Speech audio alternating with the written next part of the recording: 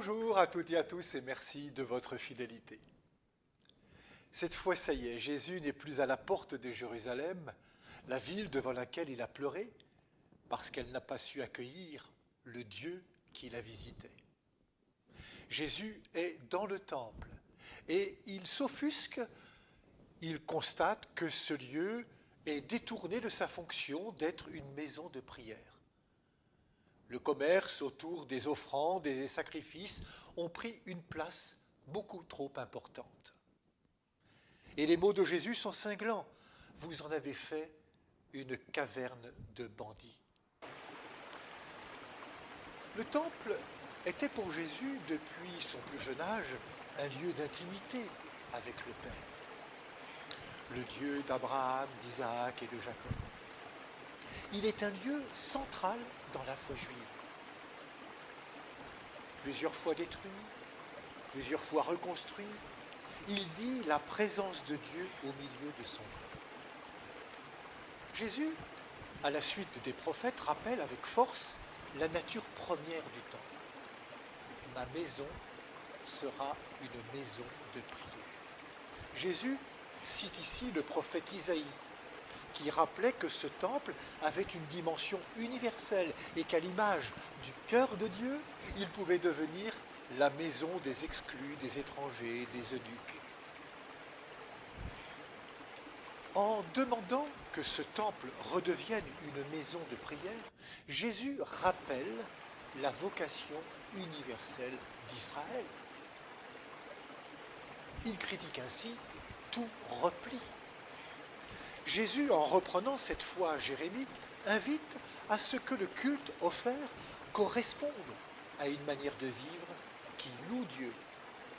Il dénonce l'hypocrisie de beaucoup qui faussent le culte en ne le traduisant pas dans la vie ordinaire, par une vie qui plaise à Dieu. Souvenons-nous de l'enseignement de Jésus. Isaïe a bien prophétisé à votre sujet quand il dit « Ce peuple m'honore des lèvres, mais son cœur est loin de moi. » C'est en vain qu'ils me rendent un culte. Les doctrines qu'ils enseignent ne sont que des préceptes humains. Pour Jésus, le culte, les sacrifices, les rites sont au service de la conversion des cœurs. Ils ne sont pas un en soi détaché de la vie. Ces critiques d'hier sont pour nous aujourd'hui. Nos églises, nos communautés, nos lieux de culte, quel rapport ont-ils avec les biens matériels, l'argent, un certain confort? Une chose est certaine, pour Jésus, rien ne doit nous détourner de la mission et de l'annonce de l'Évangile aux plus pauvres et au plus loin de nos vies ordinaires. Notre rencontre avec le Père du ciel ne doit pas nous détourner de notre rencontre avec le monde.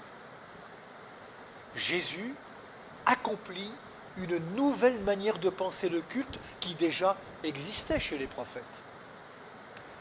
Je vous invite à méditer les paroles qu'il dit à la femme de Samarie rencontrée, souvenez-vous, en plein Cana, autour d'un puits. Femme, crois-moi, l'heure vient où vous n'irez plus ni sur cette montagne, ni à Jérusalem pour adorer le Père. Vous adorez ce que vous ne connaissez pas, nous adorons ce que nous connaissons, car le salut vient des Juifs. Mais l'heure vient. Et c'est maintenant où les vrais adorateurs adoreront le Père en esprit et en vérité. Tels sont les adorateurs que recherche le Père. Dieu est esprit, et ceux qui l'adorent, c'est en esprit et en vérité qu'ils doivent l'adorer. Je vous laisse avec un extrait de l'hymne de Didier Rimaud, chanté par un groupe musical chrétien de Côte d'Ivoire. Oui, laissons nos cœurs s'ouvrir au souffle de l'Esprit. Bonne journée à toutes et à tous. Et surtout, prenez bien soin de vous.